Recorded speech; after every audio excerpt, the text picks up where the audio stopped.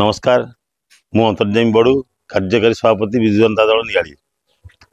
पवित्र शारदीय पूजा उपलक्षे माँ जगजननी धारावतरण एवं प्रकृति कूल आज माँ आविर्भाव एवं धरित्री उत्सव मुखर यही पवित्र शारदीय पूजा अवसर में समस्त ओडिशावासी तथा माँ का आराधना विश्वास रखुवा समस्त विश्वर समस्त भक्तवृंद को मु शुभेच्छा जनाऊँगी, अभिनंदन जनाऊँगी आज ये पवित्र नवमी तिथि रे।